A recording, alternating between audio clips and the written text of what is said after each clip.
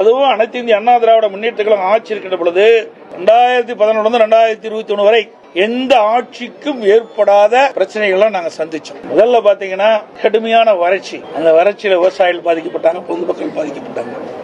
அதை சரி செஞ்சோம். பிறகு புயல், வெள்ளம், டெல்டா மாவட்டத்தையே கஜா புயல் புரட்டி போட்டுட்டு போயிட்டது.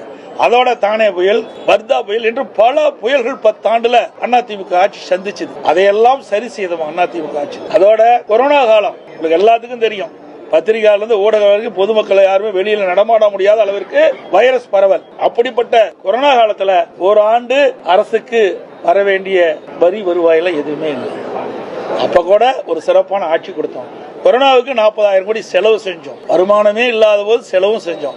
பல திட்டங்களை நிறைவேற்றி கொடுத்தோம். உங்களுக்கு நிறைய தெரியும். உங்களுக்கு இன்றைக்கு இந்த 100 ஏரி திட்டம், அத்திக்கடை அவனாசி திட்டம், சேலத்தில் எவ்வளவு உயர்மட்ட பாலம், 10 ஆண்டுகளை நீங்க பாத்தீங்கன்னா அதிமுக ஆட்சியில் தான் ஏராளமான திட்டங்களை கொண்டு வந்து நிறைவேற்றுகிறோம். நல்ல சாலை வசதி, நல்ல பாலங்கள், நல்ல கல்லூரிகள், மருத்துவக் கல்லூரி, சட்டக்கல்லூரி, கலை மற்றும் அறிவியல் கல்லூரி, இப்படி நிறைய திறந்து நிறைய வளர்ச்சி பணிகளை மேற்கொண்டோம். திமுக ஆட்சியில் என்ன செஞ்சாங்க? கடனை மட்டும் தான் வாங்கிட்டு இருக்கிறாங்க.